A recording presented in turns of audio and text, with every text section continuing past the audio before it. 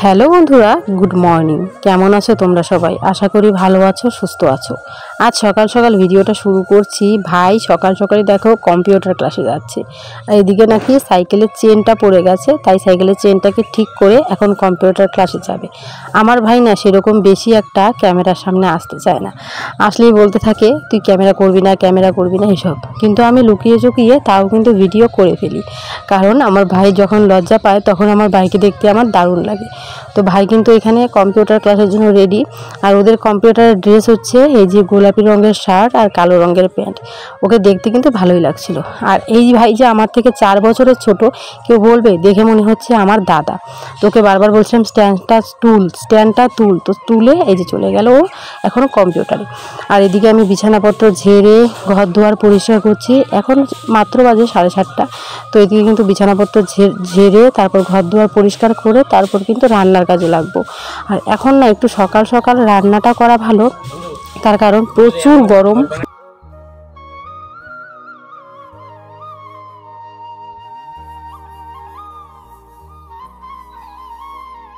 সকাল সকাল ঘরগুলোকে ভালো করে ঝাড় দিয়ে নিচ্ছি।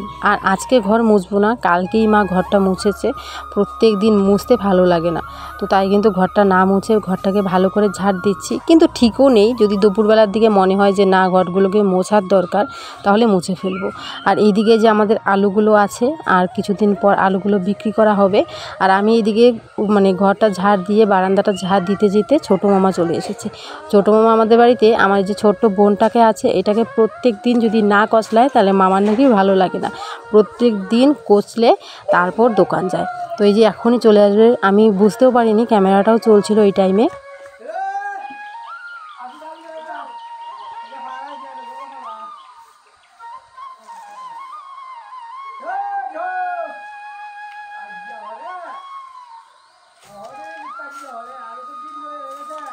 মামা কিন্তু এখন আর আমাদের বাড়িতে চা খায় না, তার কারণ হচ্ছে মামার তো সুগার, আর মামা বলে চিনি ছাড়া চা খেতে ভালো লাগে না, জলের মতো লাগে, তাই খাবো না।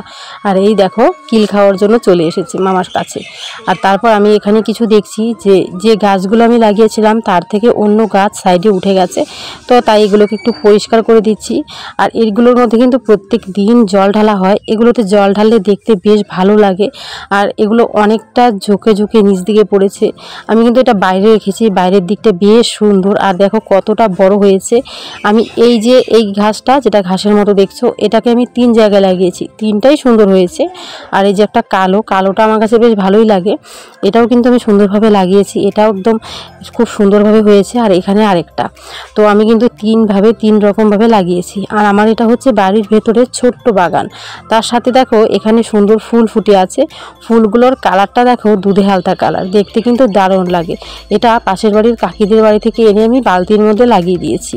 আর তার সাথে দেখো আমার এই ছোট্ট বাগানের মধ্যে 2টো সাদা কালারের গোলাপ ফুটেছে। গোলাপগুলো কিন্তু খুব সুন্দর, তার সাথে সাথে হলুদ, লাল এসব গোলাপও ফুটে আছে। তো এই দিক থেকে চলে এলাম সোজা রান্নাঘরে, এসেই কিন্তু ভাত বসিয়ে দিয়েছি। আর আজকে শুধু হাঁড়িটা ধুয়ে এনেছি আর উনানটা মুছিনি, কারণ এখানে না মুছিয়ে আজকে রান্নাটা করছি, কারণ রাত্রেবেলায় মা একবার মুছেছিল, তাই আর মোছামুছি করলাম না।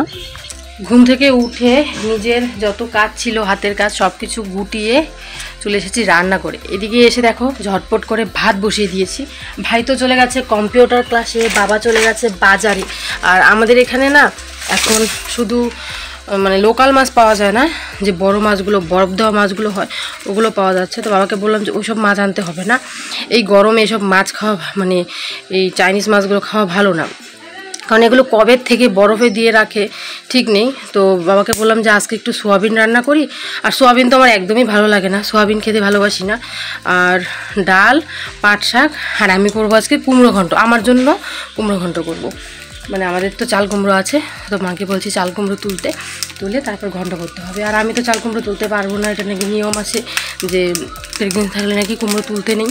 তো তাই মাকে বললাম তুলে দিতে, আর আমি এদিকে রান্না করব। তো চলো দেখতে থাকো, আশা করি আজকের ব্লগটা তোমাদের কাছে অনেকটা ভালো লাগবে।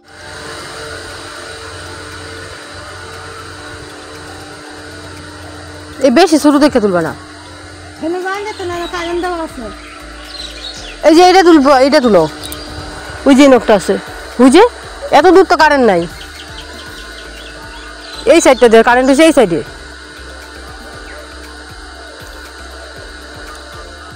আর মিষ্টি কুমড়া তো হয় উপরে হয়ে গেছে। এই যে একটা সামনে একটা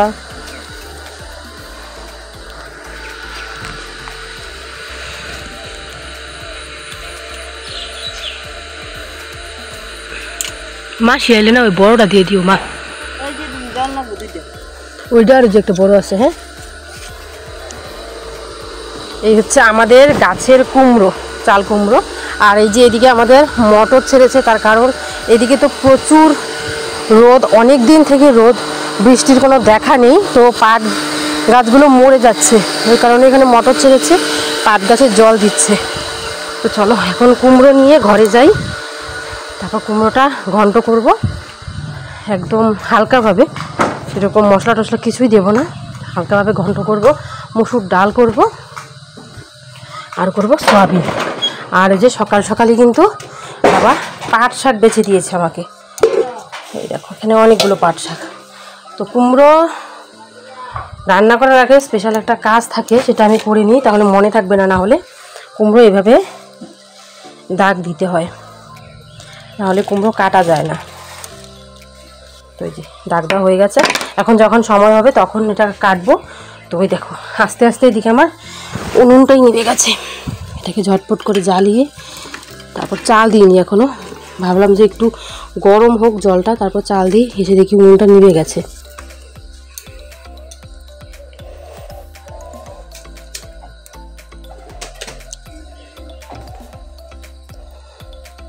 এটাকে জ্বালিয়ে এখন চাল দিতে হবে। আর আজকেও কিন্তু প্রচুর গরম পড়েছে, আর আজকালের মধ্যে যদি বৃষ্টি না হয়, এই সপ্তাহে আর বৃষ্টি হবে না, পরের সপ্তাহে ইংরেজি মাসের 7 তারিখ 8 তারিখ বৃষ্টি হবে, খবরে দেখিয়ে দিয়েছে আজকে। আর মনে হয় না আজকে আর বৃষ্টি হবে, যা রোদের তাপ বাইরে, বৃষ্টির তো নামগন্ধই নেই।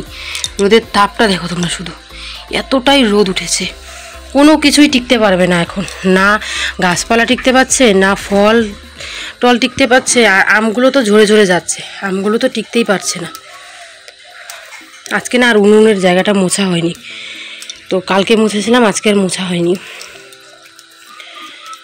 প্রত্যেক দিন না একদম সত্যি এতগুলো কাজ করতে ইচ্ছেই করে না, শরীরটাই আর আমার নেয় না।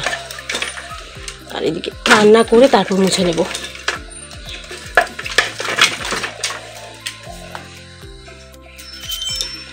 তো চলো আমি ঝটপট করে রান্নাগুলো করতে থাকি, কী কী রান্না করব, কিভাবে করব, সব তোমাদের সাথে শেয়ার করব, দেখতে থাকো।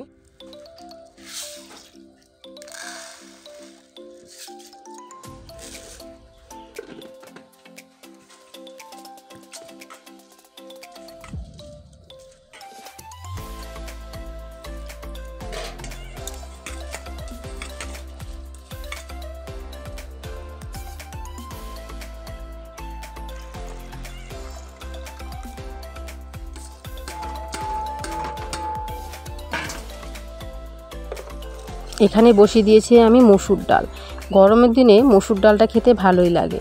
আর এখানে আমি একটা কুমড়ো কেটে নিচ্ছি, কুমড়োটা কিন্তু আমাদের বাড়িরই চাল কুমড়ো।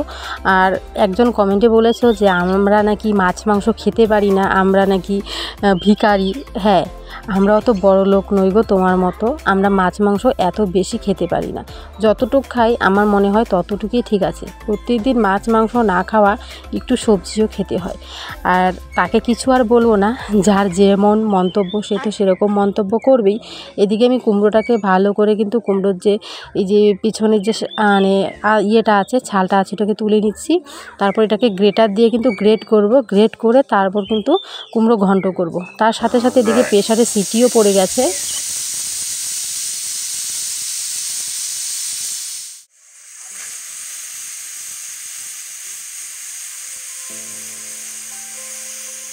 ওইদিকে কিন্তু ডালটা সেদ্ধ হয়ে গেছে, আর এদিকে চলে এসেছি গ্রেটার দিয়ে ঝটপট করে কুমড়োটাকে গ্রেট করে নিতে। আর কুমড়ো কিন্তু এভাবেই ভালো লাগে আমাদের কাছে খেতে। ঘন্ট করব একদম সাদামাটা করে, শুধু পাঁচফোড়ন আর কাঁচা লঙ্কা দিয়ে। আর এই কুমড়ো ঘন্টটা না আমার মা বেশ ভালো করতে পারে। হ্যাঁ, মার কাছ থেকে শিখেছি, অনেকটাই শিখেছি, কিন্তু তবুও দেখবে যতই রান্না করো না কেন মায়ের মতো না হয় না। মা যেভাবেই রান্না করুক খেতেও অন্যরকম টেস্ট, মানে এতটাই ভালো লাগে কি বলবো। এখানে এখন ডাল সম্বার দেব।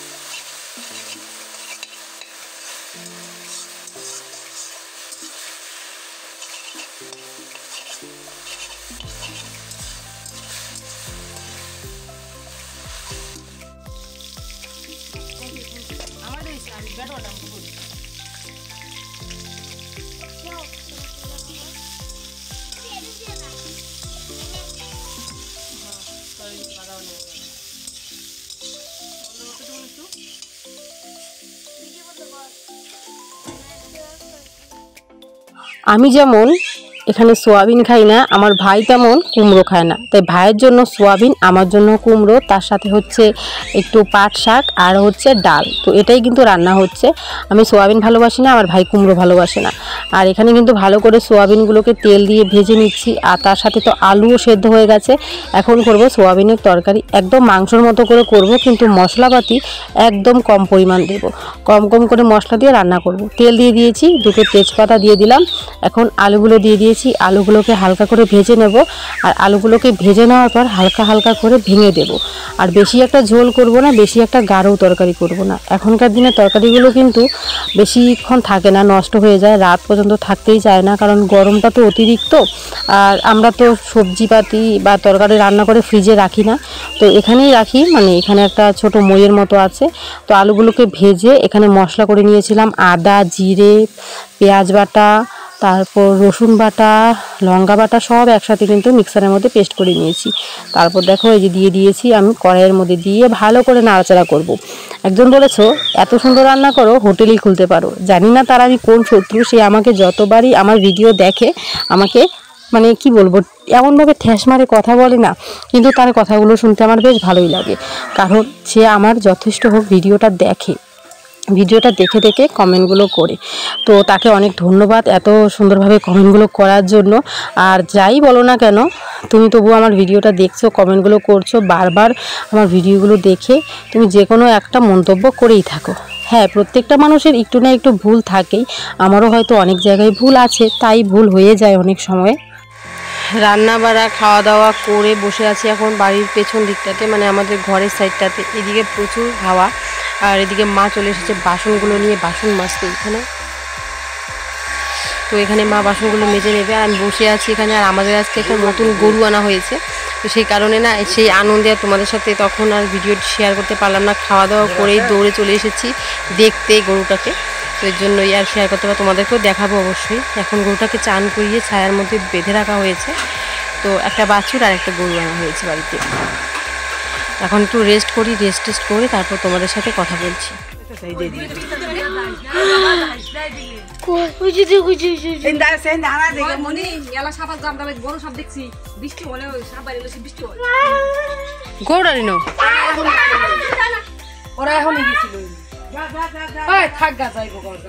বস্তা রেন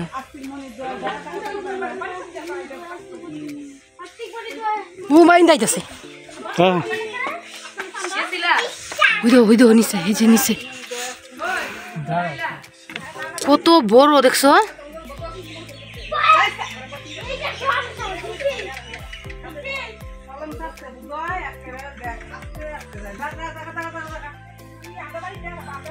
মা বিশাল বড় সাপ,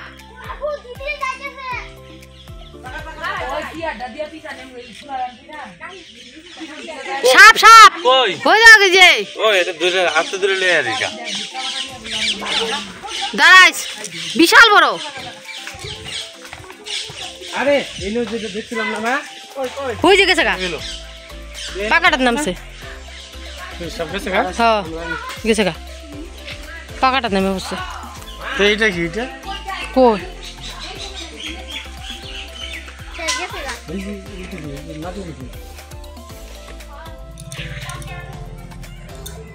প্রচুর গরম। এই গরমে মুখ মুছতে মুছতে দেখো কপালে টিপও উঠে গেছে, সিঁদুরও প্রায় উঠে এসেছে, হালকা হালকা আছে। তো ভাবলাম যে ভিডিওটা এন্ড করি, আর বড় করবো না ভিডিওটাকে। তো আজকে তোমাদের সাথে কিছু কথা শেয়ার করব, সেই কথাগুলো তোমরা অনেকেই জানতে চেয়েছো, তো সেগুলো আজকে শেয়ার করবো তোমাদের সাথে। তো প্রথমত তোমরা আমাকে বলেছো যে 5 বছর পর আমি কিভাবে কনসেপ্ট করলাম, বা 5 বছর পর আমি কিভাবে প্রেগনেন্ট হলাম, সব কিছুই তোমাদের সাথে শেয়ার করব। আর আমার শরীরে বড় একটা রোগ ছিল, সেটাও তোমাদের সাথে শেয়ার করব, কি ছিল, কি হয়েছিল, তারপর হঠাৎ কোথায় চিকিৎসা করেছি কি না করে।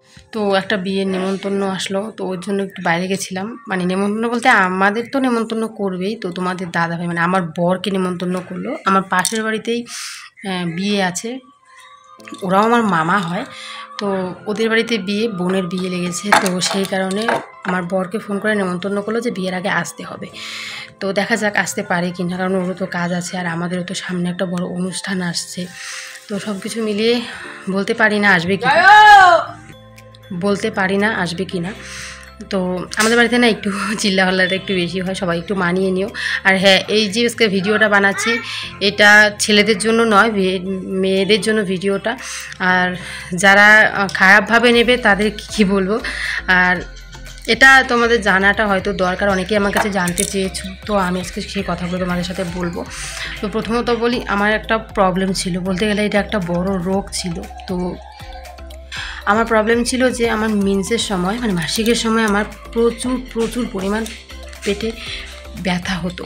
তো সেই কারণে কিন্তু আমি কনসেপ্টও করতে পারছিলাম না। আর মাসিকের সময় পেটে ব্যথা হলে আর উগ্র মানে এতটাই ব্যথা ছিল অতিরিক্ত, এমনও সময় গেছে ডাক্তারের কাছে পর্যন্ত আমার এই ব্যথার জন্য যেতে হয়েছে, যে ডক্টর পর্যন্ত দেখিয়েছি ব্যথার জন্য। এমনও সময় গেছে যে ব্যথার আমার বড়ি খেতে হয়েছে, ব্যথার ইঞ্জেকশন দিতে হয়েছে, তো এত পরিমাণে ব্যথা ছিল। তো তখন সবাই বলতো যে এই ব্যথাটার জন্য নাকি মেয়েরা কনসেপ্ট করতে পারে না, মানে এই ব্যথাটা যখন যদি কোনো মেয়েদের হয় তাহলে মেয়েরা সহজে মা হতে পারে না, তো ওর জন্য ওষুধ খেতে হয়। তো আমি ভেবেছিলাম যে এবার দুর্গাপূজার সময় ওষুধটা খাবো। তো আমাদের এখানে একটা লোক ওষুধ দেয়, আর এই লোকটা যাদেরকে ওষুধ দিয়েছে, প্রায় যাদের মানে এরকম রোগ ছিল মাসিকের সময় অতিরিক্ত ব্যথা, তো ওদের কিন্তু বাচ্চা হয়েছে। তারপর ভাবছি যে যদি ওই লোকটার ওষুধ খেয়ে না হয় তাহলে আমার চিকিৎসা করতে হবে, বড় ডাক্তার দেখাতে হবে। এসবের পিছনে কিন্তু লাখখানেক টাকা ক্ষতি হবে, লাখখানেক টাকা তো চলে যাবে, কিন্তু আমাদের অতটা সামর্থ্য নেই যে আমার পেছনে আমার বড় কয়েক লাখ টাকা খরচ করতে পারবে, অতটা সামর্থ্য নেই। তাই সবসময় ভগবানকে ডাকতাম, ভগবান যে কোনোভাবেই একবার কনসেপ্ট করিয়ে দাও, প্রায় সময় ভগবানকে ডাকতাম যে কোনোভাবে, তো এতগুলো টাকা যেন আমাদের না লাগে। তো সত্যি ভগবান আমাদের ডাকটা শুনেছে, ভগবান আমার পাশে এসে দাঁড়িয়েছে, এটাই সব থেকে আমার কাছে বড় পাওনা। কারণ দেখো, আমার মতো যারা আমাদের এখানে অনেকেই আছে, আর এই যে রোগটা বেশিরভাগ মহিলাদেরই আছে। তো এই রোগটা কিন্তু আমাদের এখানে যাদের আছে, এমনও অনেক লোক আছে জানো, প্রায় 3-4 লাখ টাকা চিকিৎসা করে ফেলেছে, অনেক ডাক্তার দেখিয়েছে, অনেক কিছু তারা করেছে, কিন্তু তারা কনসেপ্ট করতে পারেনি।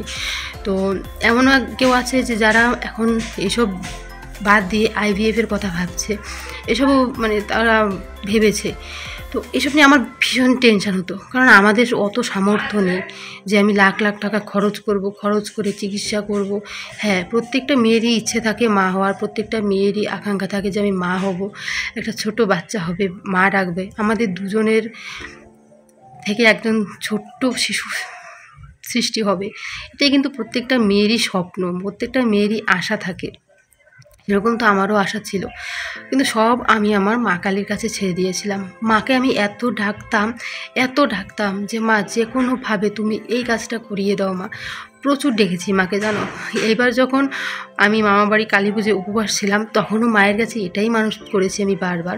এখন আমি মানতগুলো বলছি কারণ আমার মানতটা প্রায় ফলে উঠেছে। মাকে আমি অনেকবার অনেক জায়গায় যতই আমি ঠাকুর যত কিছু আছে, মানে যত ঠাকুর আছে যাদের কাছে আমি মানে যে ঠাকুরগুলোর কাছে আমি গেছি, যে পণ্ডিত যাই বলো যাদের কাছে গেছি, সবাইয়ের কাছে আমি একটাই মানত করেছি যে ঠাকুর আমার জীবনে আর কিছু চাওয়ার নেই, যাকে চেয়েছিলাম তাকে আমি পেয়েছি, আমার ভালোবাসার মানুষকে। এখন আমার ভালোবাসার মানুষের কাছ থেকে যেন আমি আমাদের ভালোবাসার চিহ্নটা পেতে পারি, তো সেটার জন্য যেন কোনো টাকা পয়সা এইভাবে না লাগে, কারণ আমাদের তো সেরকম সামর্থ্য নেই, একটা কিছু কিনতে গেলেও আমাদের ভাবতে হবে। তো ভগবান আমার ডাকটা শুনেছে। তো এখন আমি কনসেপ্ট করেছি, এটা অনেক আনন্দের বিষয়। আর এখন আমার আরেকটা অসুবিধে হয়েছে, তো আমি প্রথমে ভিডিওটাতে বলে দিয়েছি, কিন্তু এটা ছেলেদের জন্য না, এটা মেয়েদের জন্য ভিডিওটা। তো সমস্যাটা হয়েছে কি, আমি যখন থেকেই কনসেপ্ট করেছি, যখন থেকেই প্রেগনেন্ট আমি হয়েছি, আমার তখন থেকেই একটা রোগ দেখা দিয়েছে, যেটাকে আমরা শুদ্ধ ভাষায় বলি, আমি সেটা বলি, এটার অন্য নাম কি আমি জানি না। তো আমার মেয়ে থাকতে এই রোগটা ছিল না, কোনো দিনই ছিল না, এখন অতিরিক্ত মাত্রায় হয়ে গেছে রোগটা। এটা হচ্ছে এই রোগটাকে আমাদের ভাষায় আমরা বলি সাদা সার্প যেটা হয়, তো সেরকম অতিরিক্ত মাত্রা হয়ে গেছে। তো আমি সেদিন ডাক্তারের কাছেও গেছিলাম, যখন আমি ফার্স্ট চেক আপ করতে গেছি, তখন আমি ডাক্তারকেও বলেছি যে ডাক্তারবাবু এরকম হচ্ছে কেন, কি সমাচার, এসব তো একটু জানাটা দরকার, কারণ এটা তো আমার কোনো দিন হয়নি। আর এসবের একটা অন্যরকমই দেখবে খারাপ লাগা।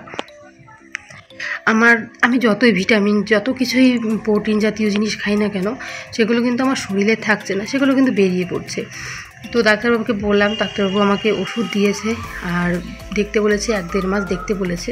আর যদি এটা কম মাত্রা হয় সেটা কিন্তু চিন্তার বিষয় থাকে না, আমারটা একটু বেশি মাত্রায়, তো তাই ডাক্তারবাবু বলে দিয়েছে যে সেরকম বেশি চিন্তা করতে হবে না, যে ওষুধ দিয়েছি ওটাতে গ্যারান্টি কমে যাবে, এরকম নাকি হয়।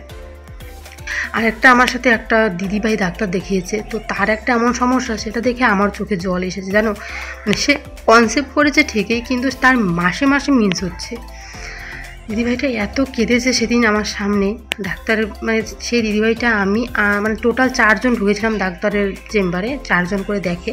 তো এতই কেঁদেছে, আমার এতটা খারাপ লেগেছে দিদিভাইটাকে দেখে, যে ভগবান এত কষ্ট মানুষকে দিচ্ছ কেন। সত্যি এই জিনিসটা কিন্তু, যে আমি কনসেপ্ট করার পর যদি এই রকম সমস্যাগুলো হয়, সেগুলো কিন্তু ভীষণ খারাপ লাগে, ভীষণ কষ্টের ব্যাপার সেগুলো। আজকে জানি না ভিডিওটা দেখে অনেকেই হয়তো খারাপ বলবে, অনেকেই অনেক রকম মন্তব্য করবে, কিন্তু যে আমি একটা মেয়ে মানুষ হয়ে এখানে অনেক মেয়েরা ভিডিও দেখো, অনেক দিদিভাইরা বড় বড় আছে ভিডিও দেখো, তোমরা হয়তো অনেক কিছু জানো যেটা আমি জানি না, তোমাদের কাছ থেকে অনেক কিছু আমার শেখার বাকি আছে, অনেক কিছু জানার বাকি আছে, তাই আমি ভিডিওতে আজকে এগুলো বললাম। যদি পারো আমাকে ক্ষমা করো। আর আমাকে অনেক কজন কমেন্ট করে বলেছো, দিদিভাই তোমার কী রোগ ছিল, কি হয়েছিল, সব প্লিজ আমাদেরকে বলো, কারণ আমার সাথে সাথে আমার আরও 2-3 জন সাবস্ক্রাইবার আছে যারা মা হতে চলেছে, একদম আমার সাথে সাথেই তারা, আমি যেদিন টেস্ট করেছি তারাও সেদিন টেস্ট করেছে। তো সত্যি কথাগুলো শুনে এতটাই ভালো লেগেছে, এতটাই আনন্দ পেয়েছি যে কী বলবো। প্রত্যেকটা তোমাদের কমেন্টই অনেক ভালো লাগে, আর আমি কাল থেকে আমার ভিডিওতে চেষ্টা করব যে কিছু কিছু কমেন্ট তুলে ধরার আর তোমাদের নামগুলো নেওয়ার। তো আশা করি তোমরা ভালো ভালো কমেন্ট করবে, যেগুলো আমি তুলে দিতে পারবো। আমার ভিডিওর মাধ্যমে আমি তোমাদের নামগুলো তুলে ধরবো, আর আমি আমার ভিডিওতে বলবো কে কী কমেন্ট করেছো, যদি সেটা আমার মন মতো হয়। কেউ আছো খারাপ খারাপ কমেন্ট করো, অনেক রকম কমেন্ট করো, যেটা যার ব্যক্তিগত ব্যাপার। আমার যেটা ভালো লাগবে আমি সেই রকম প্রত্যেকটা দিন 3টা করে কমেন্ট তুলে ধরবো।